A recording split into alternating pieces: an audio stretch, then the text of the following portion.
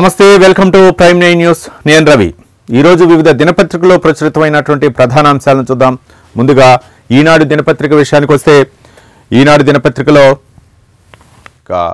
రాష్ట్ర అభివృద్ధికి 3 జోన్లు అంటూ ఒక మనం బ్యానర్ ఐటమ్ ని చూడొచ్చు సమగ్ర వికాసానికి ప్రాంతాల వారీగా ఏర్పాటు విశాఖ రీజన్లో 9 అమరావతిలో 8 రాయలసీమలో 9 జిల్లాలంటూ ఒక ఆసక్తికరమైన కథనాన్ని చూడవచ్చు నీతి ఆయోగ్ సింగపూర్ సంస్థల ఆధ్వర్యంలో విజన్ ప్రణాళికలు సీఎం సారథ్యంలో స్టీరింగ్ కమిటీ సీఈఓగా సీనియర్ ఐఏఎస్ విశాఖకు యువరాజ్ అమరావతికి మీనా రాయలసీమకు కృష్ణబాబు అంటూ ముగ్గురు సీనియర్ ఐఏఎస్ని అయితే మాత్రం నియమించే అవకాశం ఉంది రాష్ట్ర సమగ్రాభివృద్ధి లక్ష్యంగా 3 ప్రాంతీయ జోన్లు ఏర్పాటు చేయాలని రాష్ట్ర ప్రభుత్వం అయితే నిర్ణయించింది విశాఖ కేంద్రంగా 9 జిల్లాలతో విశాఖ ఎకనామిక్ రీజన్ అమరావతి కేంద్రంగా 8 జిల్లాలతో అమరావతి ఎకనామిక్ రీజన్ రాయలసీమ 9 జిల్లాలతో తిరుపతి కేంద్రంగా రాయలసీమ ఎకనామిక్ రీజన్ ఏర్పాటు కానున్నాయి బోర్డుల ఏర్పాటు విధి విధానాలకు సంబంధించిన ఉత్తర్వులు సోమ మంగళవారాల్లో విడుదలయ్యే అవకాశం ఉంది ప్రతి జోన్లో స్టీరింగ్ ఎగ్జిక్యూటివ్ ఇంప్లిమెంటేషన్ కమిటీలు ఉంటాయి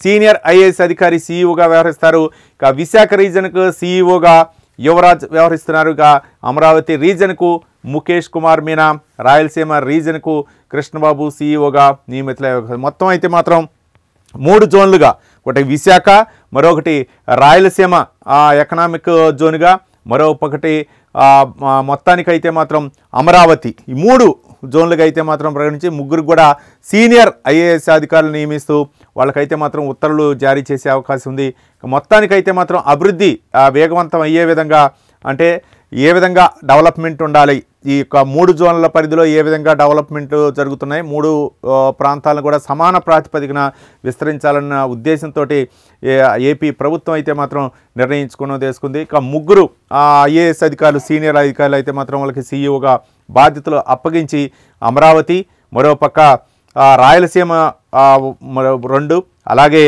మరొకటి విశాఖ అన్నమాట 3 ఎకనామిక్ జోన్లుగా విస్తరించి వాటిని యొక్క అభివృద్ధి చేయాలని చెప్పేసి ఏపీ ప్రభుత్వం అయితే మాత్రం నిర్ణయం తీసుకుంది మరో అంశం చూడవచ్చు మహిళలను కించపరిస్తే ఖబర్దార్ మంత్రి అనధికార పీఏపై ఆరోపణలు వస్తే తొలగించరా సీఎం చంద్రబాబు ఆగ్రహం ఎమ్మెల్యే కొలికపూడి వ్యవహారంపైన మండిపాటు పార్టీ అక్కర్లేదనుకుంటే బయటికెళ్ళి నిరూపించవచ్చని వ్యాఖ్య పార్టీ క్రమశిక్షణకు అయితే మాత్రం ముఖ్యంగా అది జాతీయ పార్టీ అవ్వచ్చు ప్రాంతీయ పార్టీ మామూలుగా మనం చూస్తాం టీడీపీ అయితే మాత్రం కొంచెం క్రమశిక్షణ పార్టీగా మనం చూడవచ్చు టీడీపీ అంటే గీత దాటితే వేటు తప్పదు కొలికపూడి వ్యవహారం కూడా అట్లనే ఉంది ఈ మధ్య కాలంలో వివాదాస్పద వ్యాఖ్యం చేసినటువంటి ఎమ్మెల్యే అయితే మాత్రం మొత్తానికి ఆయనపై వేటు వేసే ఆలోచనలు అయితే ఉన్నట్లు తెలుస్తుంది మొత్తానికి కొంత అక్కడ ఎంపీ విజయవాడ ఎంపీకి ఆయనకి మధ్య అయితే మాత్రం కొంచెం వివాదాస్పద వ్యాఖ్యలతోటి హాట్ టాపిక్గా మారినటువంటి నేపథ్యంలో కొలికపూడి అయితే మాత్రం కొంచెం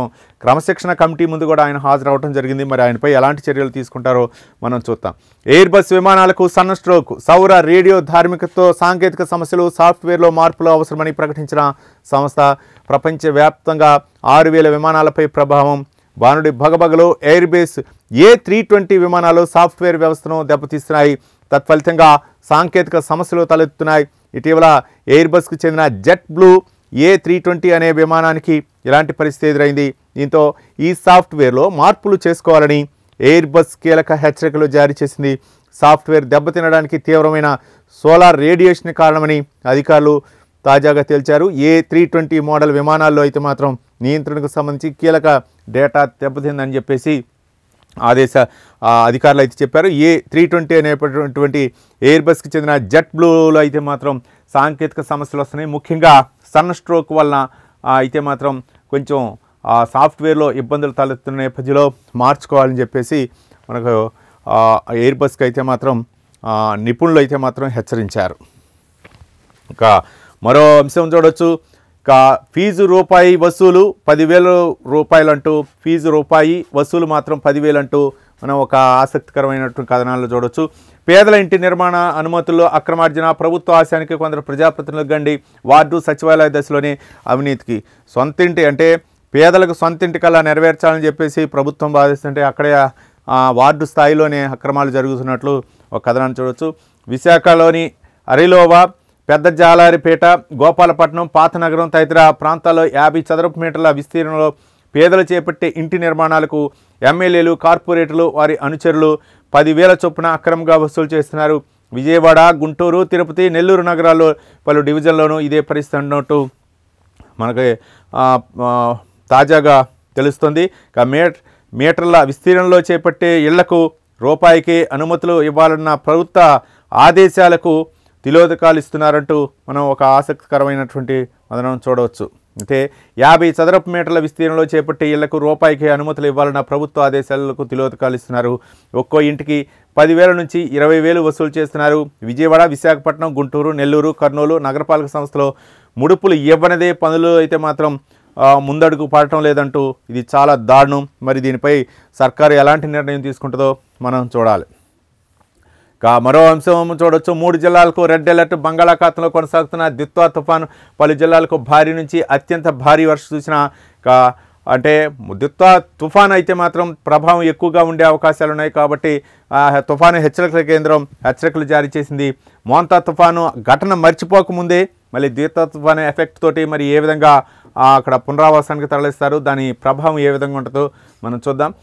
కల్తీ కేసులో నిందితులుగా మరో 12 మంది, వారిలో 7 తిరుమల తిరుపతి దేవస్థానం ఉద్యోగులు, 5 డైరీల తనిఖీ బృందం సభ్యులు ఉన్నట్లు మనం ఒక ప్రధాన అంశంగా చూస్తున్నాం.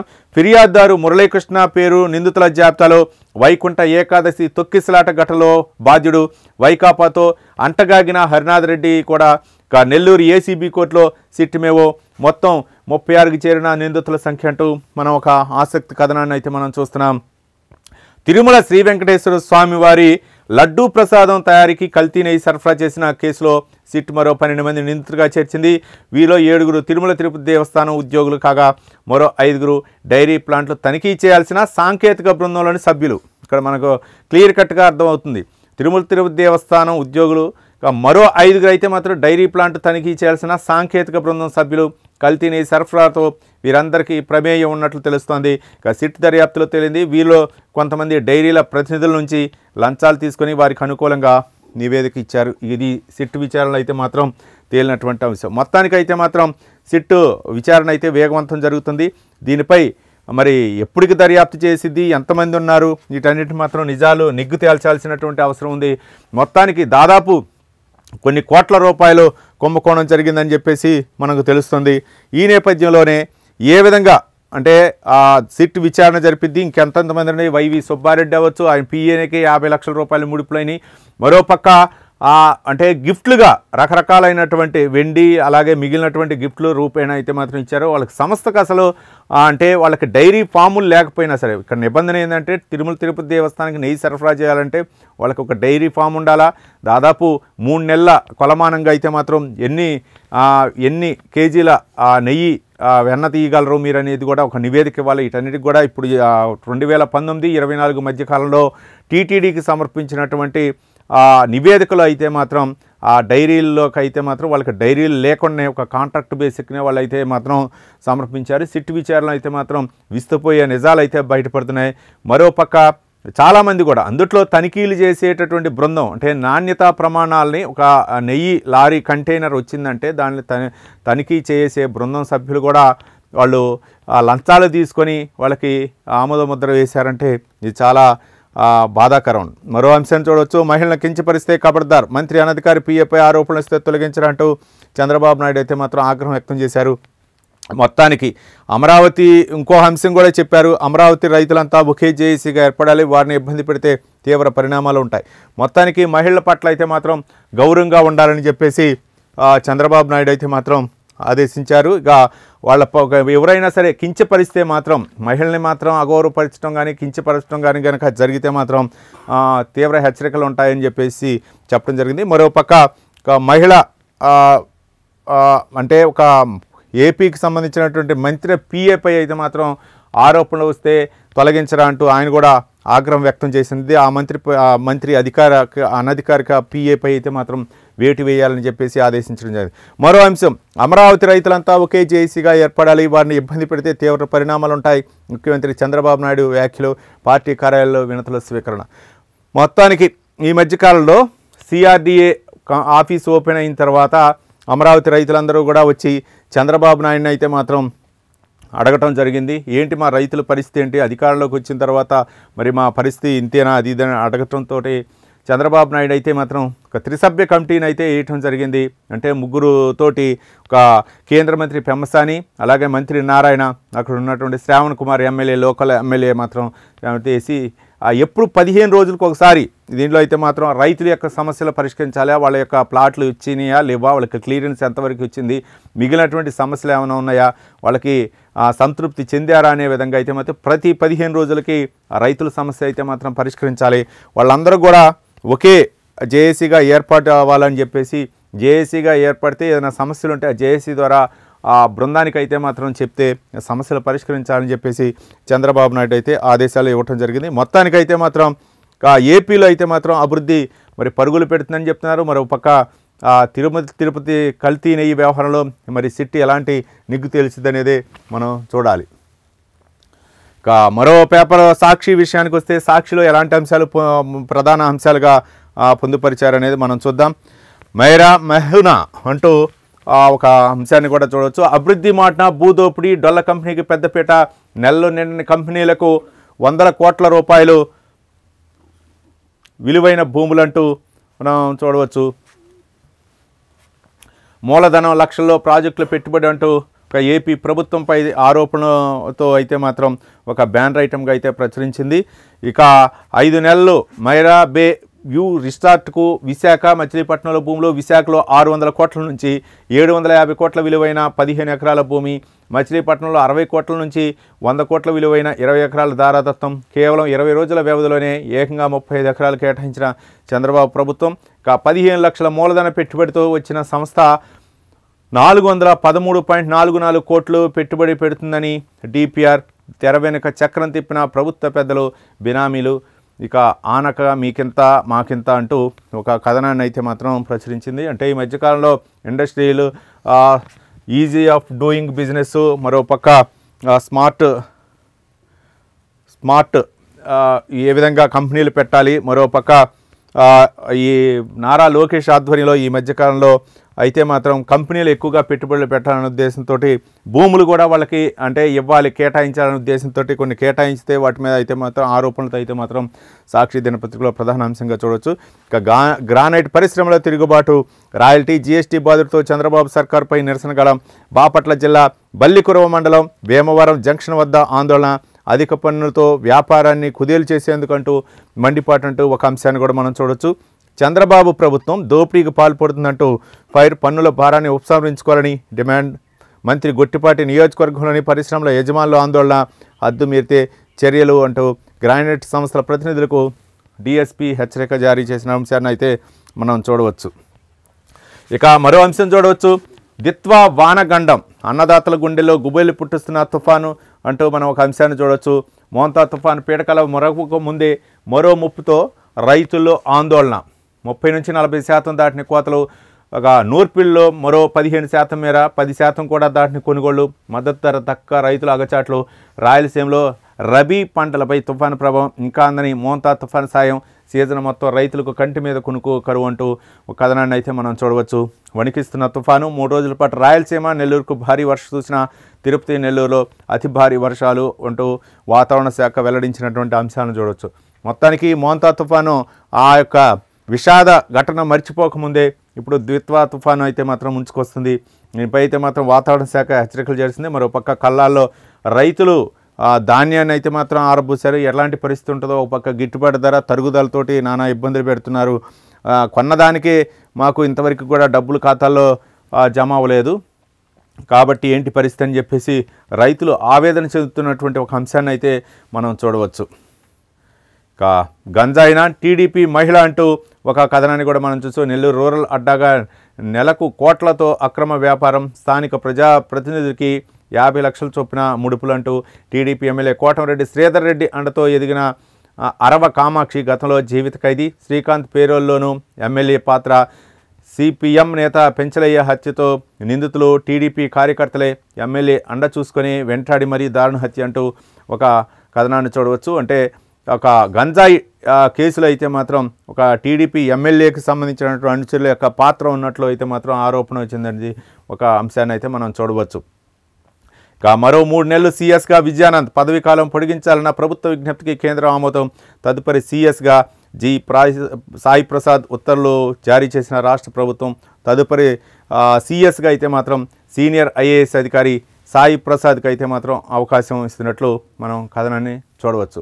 మొత్తానికైతే మాత్రం ప్రభుత్వం వ్యతిరేకత, ప్రభుత్వం ఏం చేస్తున్నటువంటి ఏవైతే ఉన్నాయో కార్యక్రమాలకు వాటిలో చాలామంది అంటే ఏ విధంగా అవినీతికి పాల్పడుతున్నారు, మరోపక్క భూముల అవినీతికి ఏ విధంగా ఇస్తున్నారు అనే అంశాలను అయితే మాత్రం కొన్ని మనం చూడవచ్చు ఈ సాక్షి దినపత్రికల్లో.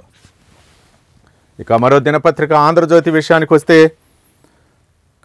దిత్వా డేంజర్, ముంచుకొస్తున్న మరో తుఫాన్ ముప్పు అంటూ మనం ఒక బ్యానర్ ఐటమ్ని అయితే చూడవచ్చు. తమిళనాడు కోస్తాంధ్ర తీరాలకు సమీపంలో తుఫాను దక్షిణ కోస్తా రాయలసీమ జిల్లాలపై ప్రభావం చూపే అవకాశం ఉన్నట్లు మనం చూస్తున్నాం.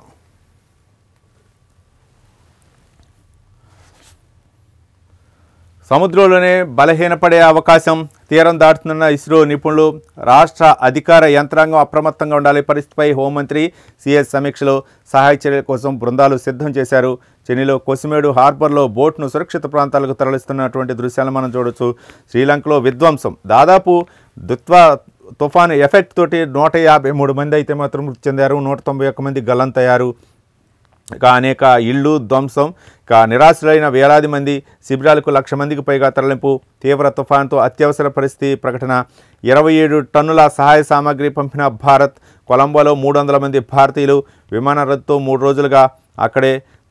తమిళనాడులో 9 జిల్లాలకు రెడ్ అలర్ట్ అంటూ వాతావరణ శాఖ అయితే మాత్రం హెచ్చరికలు జారీ చేసింది. మొత్తానికి అయితే మాత్రం అంటే మోంతా తుఫాన్ ఎఫెక్ట్ ఏ విధంగా ఉంటుందో, ఇప్పుడు శ్రీలంకలో అయితే మాత్రం 153 మంది మృతి చెందారు, 191 మంది అయితే మాత్రం గల్లంతయ్యారు. ఎఫెక్టు అంటే తీవ్రంగా ఉండే అవకాశాలు ఉన్నాయని చెప్పేసి చెప్తున్నారు. మనం ఇంతకు ముందుగా చెప్పుకున్నాం ప్రాంతీయ జోన్లు, 3 ప్రాంతాల అభివృద్ధి లక్ష్యంగా ఏర్పాటంటూ మనం ఒక బ్యానర్ ఐటమ్ని అయితే చూడవచ్చు. ఆంధ్రజ్యోతి దినపత్రికలో రాజధాని రైతులు జేఏసీగా ఏర్పడాలి, సమస్యలపై చర్చలకు అదే మార్గం. క్యాపిటల్ గెయిన్స్ మినహాయింపై నిర్మలాతో చర్చించా, ప్రధానికి చెప్తానన్నారు. రాజధాని రైతుల పట్ల గౌరవంగా మెలగాలి, సిఆర్డీఏ అధికారులకు స్పష్టం చేస్తాం. రైతుల విషయంలో అవినీతిని సహించను. 2029లో గెలిపే లక్ష్యంగా కేడర్కు శిక్షణ. టీడీపీ కార్యాలయంలో మీడియా ప్రతినిధులు, పార్టీ నాయకులతో సీఎం చంద్రబాబు భేటీ. మహిళ జోలికొస్తే ఉపేక్షించను సీఎం, పార్టీకి చెడ్డ పేరు తెచ్చేలా వ్యవహరించొద్దు. మంత్రి సంధ్యారాణి పిఏ వ్యవహారంపై కూడా సీరియస్ అయినట్లు తెలుస్తుంది సీఎం చంద్రబాబు నాయుడు. మొత్తానికి మంత్రి గుమ్మడి సంధ్యారాణి పిఏ అయితే మాత్రం కొన్ని ఆరోపణలు వచ్చిన నేపథ్యంలో ఆ పిఏని అయితే మాత్రం తొలగించాలని చెప్పేసి సీరియస్ అయ్యారు. మరో ఎమ్మెల్యే ఇంతకుముందు కూడా మనం చెప్పుకున్న కొలికుపూడి వ్యవహారం కూడా ఆయన కొంచెం ఆగ్రహవేశంతో ఉన్నట్లు తెలుస్తుంది. కొలికుపూడి వ్యవహారంపై కూడా తుఫాను మోంతా తుఫాను మర్చిపోకముందే దిత్వా తుఫాను ఎఫెక్ట్ అయితే మాత్రం భారీగా ఉండేటటువంటి అవకాశాలు ఉన్నాయి. ముఖ్యంగా అంటే నెల్లూరు జిల్లాకి, అలాగే రాయలసీమలో కొన్ని జిల్లాలకి, ఈ తీర ప్రాంతాలను విశాఖపట్నం అయితే కొన్ని జిల్లాలకు అయితే మాత్రం తీవ్ర హెచ్చరికలు జారీ చేశారు. భోగాపురం సిద్ధం, రెక్కలు ఎప్పుడున్న విమానాశ్రయం, వచ్చే నెల ఎగరున్న తొలి విమానం అంటూ ఒక అభివృద్ధి పనులకు సంబంధించినటువంటి ఒక అంశాన్ని అయితే మనం చూడవచ్చు. టెస్ట్ ఫ్లైట్కు సిద్ధమైన విమానయాన శాఖ. మిగిలింది 8% పల్లె గడువుకు ముందే పూర్తి చేసే ప్రయత్నం. వ్యక్తిగతంగా శ్రద్ధ పెట్టిన కేంద్ర మంత్రి రామ్మోహన్ నాయుడు. 15 రోజులకు ఒకసారి కేంద్ర మంత్రి పర్యవేక్షణ. జూన్ నుంచి తాత్కాలికంగా విమాన రాకపోకలు. ఈ అంశానికి సంబంధించి ఒకటి చూద్దాం. శరవేగంగా నిర్మాణ పనులు పూర్తి చేసుకున్న భోగాపురం అంతర్జాతీయ విమానాశ్రయం టెస్ట్ ఫ్లైట్కు సిద్ధమైంది. డిసెంబర్ చివరి వారం లేక జనవరి తొలి వారంలో ఎయిర్పోర్ట్ నుంచి తొలి విమానం ఎగరనుంది. ఇప్పటి వరకు 92% నిర్మాణ పనులు పూర్తయ్యాయి. మిగతా పనులు కూడా జూన్ నాటికి పూర్తి చేసి తాత్కాలికంగా విమాన రాకపోకలను అయితే మాత్రం పునరుద్ధరించే అవకాశాలు ఉన్నట్లు తెలుస్తుంది. భోగాపురం ఎయిర్పోర్ట్ అయితే మాత్రం తెస్తే ఇది ఆంధ్రప్రదేశ్లో ఒక అభివృద్ధి చెందడానికి నిదర్శనం. అంటే ఎయిర్పోర్ట్లు ఇప్పటి నుంచో అన్నమాట, ఆ ఎయిర్పోర్ట్లు అభివృద్ధి చేయాలనేటటువంటి రాష్ట్ర ప్రభుత్వం నిర్ణయంతో కేంద్ర మంత్రి కూడా చొరవ తీసుకోవడంతో పౌర విమానయాన శాఖ మంత్రి కేంద్ర మంత్రి రామ్మోహన్ నాయుడు చొరవతో అయితే మాత్రం ఆయన 15 రోజులకు ఒకసారి ఆ భోగాపురం ఎయిర్పోర్ట్పై అయితే మాత్రం సమీక్షా సమావేశాలు నిర్వహించడం. మరోపక్క అభివృద్ధి ఏ విధంగా నిర్వహించడం, ఇప్పటికైతే మాత్రం ట్రయల్ రన్ కూడా నిర్వహిస్తున్నారు కాబట్టి అధికారికంగా అయితే మాత్రం లాంఛనింగ్ ఏర్పాటు చేసే అవకాశాలని, ఓపెనింగ్ చేసిన తర్వాత విమాన రాకపోకలను అయితే మాత్రం పునరుద్ధరించే అవకాశాలు ఉన్నట్లు ఒక అభివృద్ధికి సంబంధించినటువంటి అంశాన్ని చూడవచ్చు. కబలించిన మృత్యువు, 2 కార్లు ఢీకొని 5గురు దుర్మరణం, మరో 2కి తీవ్ర గాయాలు. మంత్రాలయం దర్శనానికి వెళ్తుండగా ఈ ఘటన జరిగినటువంటి ఒక విషాద ఘటన అయితే మనం చూడవచ్చు. ఇక sub registrar Anand Reddy deputation రద్దు, చిత్తూరు ఆడిటింగ్కే పరిమితం. ఈ కథనంతో స్పందించిన మంత్రి అనగానే వెంటనే చర్యలు తీసుకోవాలి, ఏం జరుగుతుందని చంద్రబాబు బాధ్యులపై చర్యలకు ఆదేశించిన సీఎం. ఇక అది ఈ అంశానికి కొంచెం ఆసక్తికరంగా ఉంది. రిజిస్ట్రేషన్ శాఖలో చోటు చేసుకున్న పరిణామాలపై ప్రభుత్వం తీవ్ర ఆగ్రహం వ్యక్తం చేసింది. ప్రభుత్వ నిర్ణయాలు ధిక్కరించే సాహసం చేస్తారా అంటూ 2 అధికారుల తీరును తప్పుపట్టింది. అసలు రిజిస్ట్రేషన్ శాఖలో ఏం జరుగుతుందంటూ స్వయంగా సీఎం చంద్రబాబు నాయుడే రంగంలోకి దిగి ఆరా తీశారు. రేణిగుంట సబ్ రిజిస్ట్రార్గా ఆనందరెడ్డికి డిప్యుటేషన్ ఇస్తూ ఆదేశాలు ఇవ్వడంపై సీఎం ఆగ్రహం వ్యక్తం చేశారు. తక్షణ చర్యలు తీసుకునేందుకు గాను దీనికి బాధ్యులైన వారిని గుర్తించాలని ఆయన ఆదేశించినట్లు సమాచారం. కాగా ఆనందరెడ్డిని రేణిగుంట సబ్ రిజిస్ట్రార్గా నియమిస్తూ చిత్తూరు ఇన్ఛార్జి డీఐజీ ఇచ్చిన డిప్యుటేషన్ ఉత్తర్వులను తక్షణమే రద్దు చేయాలని. ఒక సబ్ రిజిస్ట్రార్ అక్రమాలు ఏ విధంగా జరుగుతున్నాయి, ఆయనకి డిప్యుటేషన్ ఇచ్చినటువంటి అధికారులపై అవ్వచ్చు, ఆయన వెనక ఉన్నటువంటి పెద్దలపై కూడా సీఎం చంద్రబాబు నాయుడు అయితే మాత్రం సీఎం చంద్రబాబు నాయుడే స్వయంగా ఏంటి కథ అని మొత్తానికైతే మాత్రం ఆనందరెడ్డి వ్యవహారం ఏంటి, గత వైసీపీకి ఏమైనా లింకులు ఉన్నాయా అనే కోణంలో కూడా మొత్తానికైతే విచారిస్తున్నారు. మొత్తానికి రిజిస్టర్ ఆఫీస్లో జరుగుతున్నటువంటి అక్రమాల గురించి అయితే మాత్రం స్వయంగా చంద్రబాబు నాయుడే దీనిపై చర్యలు తీసుకోవాలని చెప్పేసి ఆదేశించారు. ఇక మరొక ఆసక్తికరమైన, ఇది ఎప్పుడు కూడా ఉండేది, టీటీడీలో అక్రమార్కులు, కల్తీనయ్యే నిందితుల్లో 12 మంది అధికారులు. ఏసీబీ కోర్టులో మెమో దాఖలు చేసిన సిట్, వారిలో ఇప్పటికే అరెస్ట్ అయిన సుబ్రహ్మణ్యం. ఈ జాబితాలో 5గురు డైరీ నిపుణులు, ప్లాంట్ తనిఖీ చేయకుండానే అనుకూల నివేదికలు. ఈ కేసులో ఫిర్యాదుదారే నిందితుడైన వైనం, కల్తీని దాచిన ఎఫ్ఎస్ఎస్ఏఐ ప్యానెల్ సభ్యుడు, క్రమశిక్షణ చర్యల సెక్షన్ ఉద్యోగి క్రమశిక్షణ తప్పారు. లంచంగా నగదు, వెండి నాణ్యాలు, మొబైల్ ఫోన్లు. మనం ఇందాక చెప్పుకున్నాం, అంటే బహుమతులు ఇస్తున్నారు అని చెప్పేసి, అంటే ఇయే బహుమతులు, నాణ్యాలు, మొబైల్ ఫోన్లు, ఇక నగదు, ఇక మొత్తం ఉంగరాలు, లేకపోతే ఇంకా ఏ చైన్లు, మొత్తానికైతే మాత్రం కాస్ట్లీ ఫోన్లు, ఇక వెండి నాణ్యాలు, అవి బంగారు నాణ్యాలు అని వచ్చి ఇక్కడ అయితే మాత్రం వెండి నాణ్యాలు ఉన్నాయి. మొత్తానికైతే మాత్రం ఇంతకుముందే మనం ఈ అంశం మీద మాట్లాడుకున్నాం. కల్తీ నెయ్యి వ్యవహారంలో అయితే మాత్రం ఇప్పుడు 12 మందిని అయితే అరెస్ట్ చేశారు. మొత్తం 35 మందిని అయితే మాత్రం ఇప్పుడు నిందితులుగా అయితే తేల్చారు. మరి వీళ్ళందరినీ కూడా విచారించి ఎవరి హస్తం ఉంది, ఎన్ని కోట్ల రూపాయల అక్రమాలు జరిగినాయి, ఎంత మేరకు కల్తీ నెయ్యి జరిగింది. ఒక పక్కేమో వైవి సుబ్బారెడ్డి, అప్పుడు టీటీడీ చైర్మన్గా ఉన్నప్పుడు వైవి సుబ్బారెడ్డి ప్రధాన పాత్ర పోషించారు. మరోపక్క భూమా కరుణాకర్ రెడ్డి ప్రధాన పాత్ర పోషించారంటే, లేదు బాబు మాకు అసలు ఏం తెలియదు, ఇందులో అసలు పాపం పుణ్యం అన్నీ కూడా మాకు సంబంధమే లేదు, మేమైతే మాత్రం అక్కడ చేసామని చెప్తున్నారు. మరి దీనిపై ఏ విధంగా సిట్ విచారణ జరిపిద్ది అనేదే మనం వేచి చూడాల్సినటువంటి అంశం. సర్పైనే సమరం. రేపటి నుంచి డిసెంబర్ 19 వరకు పార్లమెంటు శీతాకాల సమావేశాల్లో దాదాపు 10 బిల్లులు అయితే మాత్రం కేంద్ర ప్రభుత్వం ప్రవేశపెట్టే అవకాశాలని, ఆమోదముద్ర వేసే అవకాశం ఉంది. మరోపక్క జనసేన అధినేత పవన్ కళ్యాణ్ కూడా పార్లమెంటు సభ్యులతో, అంటే జనసేన పార్లమెంటరీ సభ్యులతో అయితే మాత్రం మాట్లాడటం జరిగింది. ముఖ్యంగా రాష్ట్రానికి రావాల్సినటువంటి నిధుల విషయం అవ్వచ్చు, లేకపోతే సమస్యలు అవ్వచ్చు, పార్లమెంటు సమావేశాల్లో ఆ సమస్యలను లేవనెత్తాలని చెప్పేసి చెప్పడం జరిగింది. కర్ణాటకానికి తెర. సిద్ధరామయ్య, శివకుమార్ అల్పాహార భేటీ. మా మధ్య అలాంటి భేదాభిప్రాయాలు లేవు. 2028 ఎన్నికల్లో కాంగ్రెస్ గెలిపే లక్ష్యంగా చేస్తామంటూ సిద్ధరామయ్య వ్యాఖ్యానించినటువంటి వ్యాఖ్యలు, అధిష్టానం ఆదేశాలు పాటిస్తూ ఉంటూ డీకే శివకుమార్. ఇక్కడ మనకు తెలిసిపోతుంది, ఇక్కడ ఏంటంటే కాసేపు కుర్చీలాట వస్తుంది, మళ్ళీ తర్వాత ఏమో మళ్ళీ ఇద్దరు కలిసి బ్రేక్ఫాస్ట్ చేస్తారు, కాసేపు మళ్ళీ కుర్చీలాట అంటారు, మళ్ళీ కాసేపు ఏమో డిప్యూటీ సీఎంల మధ్య వారు. కాంగ్రెస్ అంటేనే ఇది, మొత్తానికి వర్గ విభేదాలు అవ్వచ్చు, మరి అందుట్లో ఉన్నటువంటి స్వేచ్ఛ స్వాతంత్ర్యం లేకపోతే ప్రతి ఒక్కరికి ఉంటుందో ఏమో కానీ తెలియదు. కానీ కాసేపు ఆ వర్గం ఈ వర్గం, కాసేపు సిద్ధరామయ్య 2.5 సంవత్సరాలు అయిపోయింది దిగిపోవాలని అంటారు, డీకే శివకుమార్ మళ్ళీ అధిష్టానం ఢిల్లీకి పిలిపించింది, ఇద్దరిని కూర్చోబెట్టి మళ్ళీ టీయో కాఫీ ఇచ్చి పంపించింది. ఓకే, మా సమస్యలు ఏమీ లేవంట. మళ్ళీ 4 రోజులు అవడంతో మళ్ళీ ఈ సమస్య మళ్ళీ స్టార్ట్ అయింది. మళ్ళీ నా అల్పాహార విందు ఇద్దరు ఏర్పాటు చేసుకున్నారు, సీఎం డిప్యూటీ సీఎం. లేదు అదంతా ఒట్టిదే, మా ఇద్దరి మధ్య మంచి అండర్స్టాండింగ్ ఉంది అని చెప్పారు. మళ్ళీ ఇదే శివకుమారు డిప్యూటీ సీఎం మళ్ళీ ఈయన కూడా కొన్ని వ్యాఖ్యలు చేస్తారు. లేదు మన సోనియా గాంధీ లాంటి వాళ్ళే ప్రధాని పదవి త్యాగం చేశారు, నేను ఒక లెక్క అన్నట్లుగా నాకు హైకమాండ్ నిర్ణయం శిరోధార్యం అంటారు. మరి ఈ మాటలు ఎప్పుడు వరకు క్లారిటీగా ఉంటాయి, ఎంతవరకు క్లారిటీ ఉంటుంది అంటారు. మరి మనం చూసేవాళ్ళమే, మనమే అమాయకులమా లేకపోతే వాళ్ళు తెలివిగలవాళ్ళు అనేది మనకు తెలియదు. కాబట్టి ఎలాంటి అంశాలు తెరపైకి వస్తాయో మనం చూద్దాం. గంజాయి బ్యాచ్ బరితెగింపు. నెల్లూరు జిల్లాలో మళ్లీ రెచ్చిపోయిన ముఠ. హెడ్ కానిస్టేబుల్ కత్తితో దాడి, గాయాలు.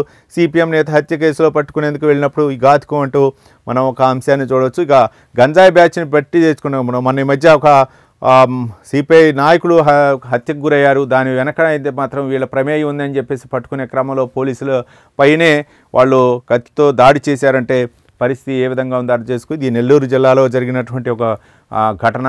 దీనిపై అయితే మాత్రం పోలీసులు విచారణ అయితే మొదలుపెట్టారు. ఇక మరో దినపత్రిక విషయానికి వస్తే వెలుగు దినపత్రిక విషయానికి వస్తే మాత్రం వెలుగులో మాత్రం వాట్సాప్ గ్రూపుల్లో లోకల్ వార్ అంటూ ఒక కథనాన్ని అయితే మనం చూడవచ్చు. ఇక విలేజ్ గ్రూపుల్లో వాదోపవాదాలు, స్టేటస్లు, వీడియోలు, అస్త్రాలు, పేలుతున్న పంచి డైలాగ్స్, మీమ్స్, పెరడీ సాంగ్స్, జోరుగా రీల్ పాలిటిక్స్, కంట్రోల్ చేయలేకపోతున్నటువంటి అడ్మిన్లు అంటూ కథనాన్ని అయితే మాత్రం మనం చూడవచ్చు.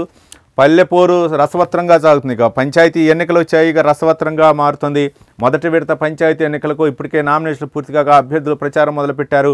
సోషల్ మీడియా వేదికగా ప్రజలను ఆకట్టుకునేలా క్యాంపెయిన్ నిర్వహిస్తున్నారు. పంచి డైలాగ్స్, మీమ్స్, పేరిట సాంగ్స్తో వాట్సాప్ గ్రూపులను హోరెత్తిస్తున్నారు. స్టేటస్లు, వీడియోలే అస్త్రాలుగా గంటకో రీల్ షేర్ చేస్తూ సోషల్ వార్ చేస్తున్నారు. ఒకప్పుడు ఎన్నికలు వచ్చాయంటే గ్రామాల్లో ఒక రకమైన కోలాహలం కనిపించేది. వాల్ రైటింగ్స్, అలాగే పాంప్లెట్స్ పంపిణీ, మైకుల రోదనలు, డప్పుల మోతలతో ర్యాలీలు కనిపించేవి. ఇక ఉదయం సాయంత్రం రచ్చబండలు, కూడళ్ల వద్ద ముచ్చట్లు నడిచేవి. కానీ ఇప్పుడు సీజన్ మారిపోయింది. ప్రస్తుతం ఊరూరా డిజిటల్ దండోరా మోగుతుంది. పల్లె ఓటర్ చేతిలో స్మార్ట్ ఫోనే రాజకీయ రణక్షేత్రంగా మారింది. ఉదయం లేచిందే మొదలు రాత్రి పడుకునే వరకు సోషల్ మీడియాలో, ముఖ్యంగా వాట్సాప్ గ్రూపుల్లో చర్చలు, వాదోపవాదాలు. ఎవరికి మనం చూసుకునే వాళ్ళం. పంచాయతీ ఎన్నికలు వస్తే మైకు పెట్టి ఒక రిక్షా మీద తిప్పేవాళ్ళు, తర్వాత ఆటో ఊరు మొత్తం కూడా ప్రచారం చేసేవాళ్ళు. కానీ ఇప్పుడు అవన్నీ కూడా మారిపోయినాయి. పాంప్లెట్లు పంచిపెట్టి అభ్యర్థి రావటం, దగ్గరకు వచ్చి ప్రాధాయపడటం అట్లా ఉండేది. కానీ ఇప్పుడు అయితే ఏమీ లేదు. అంతా కూడా సోషల్ మీడియా సాంకేతిక పరిజ్ఞానం అభివృద్ధి చెందింది. ఇక అందుట్లో అయితే మాత్రం రీల్స్, రకరకాలైనటువంటి వాళ్ళపై అయితే మాత్రం ఇక ప్రత్యర్థి వాళ్ళకి అనుకూలమైన వాట్సాప్ గ్రూప్లో అయితే మనం అనుకూలంగా వేసుకుంటారు. ప్రత్యర్థిపై కనుక రీల్స్ వాళ్ళని ఏ విధంగా కించపరచాలంటే వాళ్ళ విధంగా ట్రోల్ చేయటం అయితే మాత్రం పరిపాటి అయిపోయింది. మరో అంశం చూడవచ్చు. ఇది అందరికీ ఉపయోగపడేటటువంటి ఆసక్తికరమైనటువంటి ఫోన్ అడిక్షన్తో డిప్రెషన్, కోపం, శారీరక మానసిక సమస్యలు తెచ్చిపెడుతున్న సెల్ సావాసం, పిల్లల నుంచి పెద్దల దాకా పెరుగుతున్న సమస్యలు. పొద్దున్నే లేచింది మొదలు రాత్రి పడుకునేదాకా దాంట్లోనే ముఖం. ఎక్కువ సెల్ ఫోన్ చూడటంతో మెదడులోని వీక్ స్పాట్స్లో ఎక్కువ డైమైన్ రిలీజ్. అది డ్రగ్స్ కన్నా ప్రమాదకరం అంటున్న నిపుణులు. ఫోన్తో పాడైపోతున్న చెవులు, వంగిపోతున్న మెడబొక్కలు, ఏఐ వచ్చాక మరింత పెరిగిన డిజిటల్ ఎపిడెమిక్, డిజిటల్ డిటాక్స్ వైపు మళ్లాల్సిందేనంటున్న నిపుణులు. చూసారా, సాంకేతిక పరిజ్ఞానం ఎంత అభివృద్ధి చెందితే అంతే ఎఫెక్ట్ కూడా ఉంటుంది. సమస్య మనం అర్థం చేసుకోండి. మనం ఏదైనా ఒక మందు కనుక వాడితే దాని ఎఫెక్టు ఎంతో కొంత ప్రభావం. అట్లనే అవసరాలకు ఉపయోగించండి అని చెప్పేసి నిపుణులు చెబుతుంటే లేదని చెప్పేసి ఇక పొద్దున్నే లేచింది మొదలుకొని రాత్రి పడుకునేదాకా సెల్ ఫోన్. దీనివల్ల ఎన్ని అనర్థాలంటే చాలామందికి కూడా గొడవలు అవ్వటం, లేకపోతే పచ్చని సంసారాల్లో చిచ్చు పెట్టడం. పిల్లలు, ముఖ్యంగా పిల్లలు, చదువుకునే పిల్లలు కూడా అవి చూసుకొని మొదలుంటారు. వాళ్ళు పాలు తాగాలంటే ఒక తల్లిదండ్రులు ఆ సెల్ ఫోన్ ఇవ్వటం, అవి చూపించడం, వాళ్ళు పాలు తాగుతూ ఉంటాడు. అక్కడ వరకు కూడా స్టార్ట్ అవుతూ ఉంటుంది అన్నమాట లైఫ్. చిన్న పిల్లగాడు మారాన్ చేస్తే వాడిని దండించాల్సింది, లేకపోతే గారాబం చేయాల్సింది బోదులు సెల్ ఫోన్ ఇచ్చి ఊరుకుంటున్నారు తల్లిదండ్రులు. ఇది చాలా ఎఫెక్ట్, చిన్న మెదళ్ళపైనే ఎఫెక్ట్ పడే అవకాశాలు ఉంది వాళ్ళకని చెప్పేసి ప్రముఖ నిపుణులు అయితే మాత్రం హెచ్చరిస్తున్నటువంటి. ఇక చాలామంది కూడా తల్లిదండ్రులు కావచ్చు, లేకపోతే ఇంట్లో కూడా ఫోన్ ఎఫెక్ట్తోనే అనుకున్న సమయానికి గమ్యస్థానానికి వెళ్ళలేని పరిస్థితులు ఏర్పడ్డాయి. గతంలో చూసాం, అనుకున్న సమయానికి బస్సు వస్తుందంటే ఆ టయానికి పోయి ఉండేవాళ్ళు. కానీ ఇప్పుడు ఉన్నటువంటి ప్రస్తుత పరిస్థితులు అయితే మాత్రం, ముఖ్యంగా అంటే సిటీ ఒక్క వాతావరణమే కాదు, గ్రామీణ వాతావరణాలు కూడా ఇదే పరిస్థితి నెలకొంది. కాబట్టి నిపుణులు అయితే మాత్రం ఇది పెద్ద సమస్య. ఏ టెక్నాలజీ వచ్చాక ఇంకా అది సమస్య అయిపోయింది. అక్కడ మాట్లాడకపోయినా మాట్లాడినట్లు కూడా చేసే పరిస్థితి ఉంది ఏ టెక్నాలజీ ద్వారా. దాని ఎఫెక్ట్ తోటి అయితే మాత్రం పెద్ద ముప్పేనంటున్నారు నిపుణులు. మరి దాన్ని ఏ విధంగా చూసుకోవాలి? మరో అంశం మనం ఇంతకుముందు మాట్లాడుకున్నాం. కాంగ్రెస్ అధిష్టానం ఆదేశాల మేరకు బ్రేక్ఫాస్ట్ మీట్ ఏర్పాటు చేసుకున్నారు. కొంతసేపు ముచ్చటించుకున్న తర్వాత కలిసి అల్పాహారం తిన్నారు. ఇది కర్ణాటక పరిస్థితి. Siddaramaiah, CM, deputy CM D K Shivakumar ఇద్దరు అల్పాహార విందు ఏర్పాటు చేసుకున్నారు. మా ఇద్దరి మధ్య ఏమీ లేదు, తూచి మొత్తం కూడా వాషింగ్ పౌడర్ నిర్మా అని చెప్పేసి వాళ్ళు చెప్పారు. అది ఎంతవరకు ఉంటుందో మనం చూద్దాం. ఇక టెండర్లే పిలవలేదు, 50,000 కోట్లు స్కామ్ జరిగిందా? బీఆర్ఎస్ నేతలకు అసలు బుద్ధుందా? డిప్యూటీ సీఎం బట్టి విక్రమార్క ఫైర్. గత సర్కారు పెట్టిన యాదాద్రి ప్లాంట్ వల్ల ఏటా 1,600 కోట్ల రూపాయల నష్టం. 250 కిలోమీటర్ల నుంచి బొగ్గు తేవాలంటూ రవాణా ఖర్చులు తడిసి మోపుడు. బొగ్గు ఉన్న చోట థర్మల్ ప్లాంట్ పెడుతున్నాం, అది కూడా కేంద్ర ప్రభుత్వ మార్గదర్శకాల ప్రకారమే. 50% థర్మల్ విద్యుత్ లేకపోతే గ్రిడ్లు కూడా కూలే ప్రమాదం. పవర్ అక్రమాలపై లీగల్ డిపార్ట్మెంట్ స్టడీ చేస్తున్నది. రిపోర్ట్ రాగానే అన్నీ బయట పెడదాం, టైం విల్ కమ్. కాళేశ్వరంపై కేసీఆర్ కుటుంబీకులే ప్రశ్నిస్తున్నారు.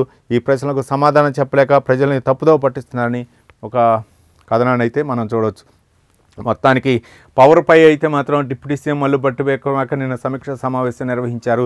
దాదాపు అంటే యాదాద్రి దగ్గర పవర్ ప్లాంట్ దాదాపు అది గత బీఆర్ఎస్ హయాంలో అయితే మాత్రం ప్రతిష్టాత్మకంగా దాన్ని నిర్మించుకున్నారు. ఈ నేపథ్యంలో దాదాపు దానికి తేవాలంటే బొగ్గు 250 కిలోమీటర్ల నుంచి తేవాలి, అదే తడిసి మోపుడయ్యే అవకాశాలు ఉంటాయి, ఏంటి పరిస్థితి అని చెప్పేసి ఆయన అయితే మాత్రం సమీక్షా సమావేశం ఇచ్చారు. ఇక మరో అంశం చివరిగా మనం కొన్ని అంశాలను చూద్దాం.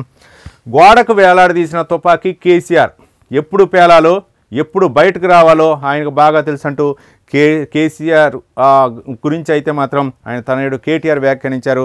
దీక్షా దివస్ సందర్భంగా ఆయన బీఆర్ఎస్ అయితే మాత్రం ఇంకా సభలు సమావేశాలు నిర్వహించింది. కేసీఆర్ చిత్రపటానికి పాలాభిషేకాలు నిర్వహించారు. మొత్తానికైతే మాత్రం ఒక సెంటిమెంట్ని మళ్ళీ ఎన్కాష్ చేసుకోవాలనే ఉద్దేశంతో అయితే మాత్రం బీఆర్ఎస్ ఉంది. కేసీఆర్ మాట్లాడినా మాట్లాడకపోయినా సంచలనమే. దమ్ముంటే 10 మంది ఎమ్మెల్యేలతో రాజీనామా చేయించాలి. ఉద్యమంలో పీసీసీ చీఫ్ ఎక్కడున్నాడు? అలాంటి వ్యక్తి ఉద్యమం గురించి మాట్లాడటం విడ్డూరం. తెలంగాణ భవన్లో నిర్వహించిన దీక్షా దివస్లో కేటీఆర్ బీఆర్ఎస్ వర్కింగ్ ప్రెసిడెంట్ కేటీఆర్ వ్యాఖ్యానించినటువంటి వ్యాఖ్యలను చూడవచ్చు. ముఖ్యంగా పీసీసీ అధ్యక్షుని టార్గెట్గా పెట్టి మాట్లాడారు. పీసీసీ అధ్యక్షుడు కూడా ఈ మధ్య బీఆర్ఎస్ పై కొంచెం ఘాటుగానే స్పందించారు. ఈ నేపథ్యంలోనే ఆయన్నే టార్గెట్గా చేస్తూ కొన్ని వ్యాఖ్యలు అయితే చేశారు. అంటే కేసీఆర్ దీక్ష ఒక నాటకం, ఒక బోటకం అని చెప్పేసి పీసీసీ అధ్యక్షుడు వ్యాఖ్యానించారు. దాన్ని దృష్టిలో ఉంచుకునే కేటీఆర్ అయితే మాత్రం అన్నాడు, అంటే ఒక గోడకు తగిలించినటువంటి ఒక తుపాకీ లాంటిది అనమాట. ఎప్పుడు పేలాలో ఎప్పుడు బయటకు రావాలో ఆయనకు బాగా తెలుసు. ఇక కేసీఆర్ మాట్లాడినా మాట్లాడకపోయినా మాత్రం ఒక సంచలనమే అంటూ కేటీఆర్ అయితే మాట్లాడినటువంటి అంశాలని మనం చూడవచ్చు. ఇక ఫామ్ హౌస్ లీడర్లు నాయకులు కాలేరు. కేసీఆర్ దీక్ష సంగతి నిమ్మరసానికి తెలుసు. మంత్రి సీతక్క అయితే కొన్ని ఆసక్తికరమైనటువంటి వ్యాఖ్యలు మాట్లాడారు. నాడు ఒక్కరోజు మాత్రమే దీక్షా దివస్, ఇప్పుడు 10 రోజుల అధికార పార్టీని దూషించడం కోసమే నిర్వహిస్తున్నారా?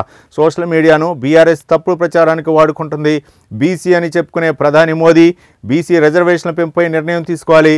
బీజేపీ బీఆర్ఎస్ కలిసి బీసీలను మోసం చేస్తున్నారంటూ మంత్రి సీతక్క కొన్ని హాట్ కామెంట్స్ అయితే చేశారు.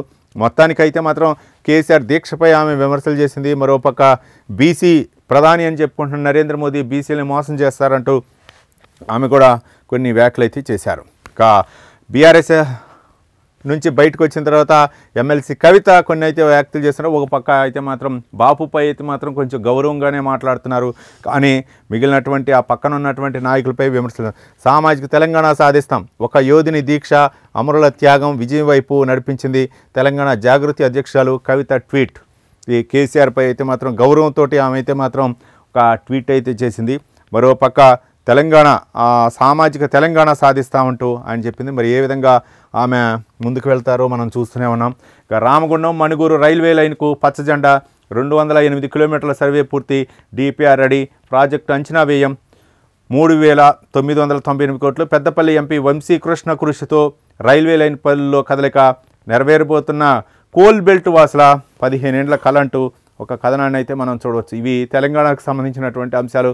మొత్తానికైతే మాత్రం తెలంగాణలో విషయానికి వస్తే మాత్రం పంచాయతీ ఎన్నికలు మొదటి ఫేజ్ అయితే మాత్రం కంప్లీట్ అయిపోయింది. అంటే డిసెంబర్ 11 ఎన్నికలు నిర్వహించిన నేపథ్యంలో నామినేషన్ల పర్వం అయితే మాత్రం ముగిసింది. దీంతో స్క్రూట్నీ ఏర్పాటు చేసి అక్కడ అభ్యర్థుల యొక్క నామినేషన్ల పత్రాలను పరిశీలించి మరోపక్క ఈ లోపులోనే ఏకగ్రీవాలు అయ్యే అవకాశాలు ఉన్న నేపథ్యంలో ఏ విధంగా సిచ్యువేషన్ ఉండేది. మరోపక్క దీక్షా దివస్తో అయితే మాత్రం బీఆర్ఎస్ అయితే మాత్రం ఒక కేసీఆర్ ఆ రోజు ఉద్యమ సమయంలో పాల్గొన్నటువంటి అంశాలు దీక్షా దివస్ పేరుతో అయితే మాత్రం ముందుకెళ్తున్నారు. మరొక అమరుల త్యాగాలను స్మరించుకుంటూ ముందుకెళ్తున్నారు. దీనిపై అయితే మాత్రం అధికార కాంగ్రెస్ పార్టీ అయితే విమర్శలు ఎక్కుపెడుతుంది. మరోపక్క పంచాయతీ ఎన్నికల్లో దీన్ని కూడా ఒక అస్త్రంగా చేసుకోవాలని చెప్పేసి కేటీఆర్ అయితే మాత్రం భావిస్తున్నట్లుగా బీఆర్ఎస్ వర్కింగ్ ప్రెసిడెంట్ మా నాన్న బయటకు వచ్చినా అంటే కేసీఆర్ బయటకు వచ్చినా రాకపోయినా ఒక సంచలనం ఆయన మాట్లాడకపోయినా అని చెప్పేసి కేటీఆర్ మాట్లాడినటువంటి వ్యాఖ్యలు. మరోపక్క మంత్రి సీతక్క వ్యాఖ్యలు. ఇవి తెలంగాణ. ఇక ఆంధ్రప్రదేశ్ విషయానికి వస్తే మాత్రం 3 జోన్లుగా అయితే ఎకనామిక్ జోన్లుగా అయితే మాత్రం చంద్రబాబు నాయుడు ఆదేశించడం జరిగింది. ఒకటి రాయలసీమ, విశాఖపట్నం, అమరావతి ఈ 3 జోన్ల ద్వారా అయితే మాత్రం ఎకనామిక్గా అభివృద్ధి చెందాలా, రైతుల సమస్యలు పరిష్కరించాలా, అమరావతి భూ నిర్వాసితులు ఎవరైతే భూములు ఇచ్చినటువంటి అమరావతికి భూములు ఇచ్చినటువంటి ఆ రైతులతో ఎప్పటికప్పుడు పరిష్కరించాలని చెప్పారు. మరి పక్క మహిళల పట్ల గౌరవంగా ఉండాలని చెప్పేసి చంద్రబాబు నాయుడు ఆదేశించడం, పార్టీ గీట దాటితే మాత్రం వేటు తెప్తానని చెప్పేసి కొలికిపూడికి ఎమ్మెల్యే కొలికిపూడికి కూడా వార్నింగ్ ఇచ్చినట్లు తెలుస్తుంది. మొత్తానికి ఇక పార్లమెంటు సమావేశాలు జరగనున్న నేపథ్యంలో పార్లమెంటు సభ్యులు అయితే మాత్రం అప్రమత్తంగా ఉండాలి. ఏపీకి సంబంధించినటువంటి పార్లమెంట్లు, కూటమికి సంబంధించినటువంటి అటు జనసేన పార్టీ కూడా ఎంపీలకు అయితే మాత్రం ఆదేశాలు చేయనుంది. సమస్యలపై అయితే మాత్రం పార్లమెంటు వేదికగా ప్రశ్నించండి, రాష్ట్రానికి పెట్టుబడులు వచ్చే విధంగా ముఖ్యంగా కేంద్ర ప్రభుత్వం రాష్ట్రం వైపు చూసే విధంగా అని చెప్పేసి పవన్ కళ్యాణ్ కూడా జనసేన ఎంపీలకు అయితే మాత్రం ఆదేశాలు ఇవ్వడం జరిగింది. మరోపక్క కూటమి ఎంపీలు కూడా పార్లమెంట్లో అనుసరించాల్సిన వ్యూహాలపై ఇప్పటికే కూడా చర్చించారు. మొత్తానికైతే మాత్రం ఇవి వివిధ దినపత్రికల్లో ప్రచురితమైనటువంటి ప్రధాన అంశాలు.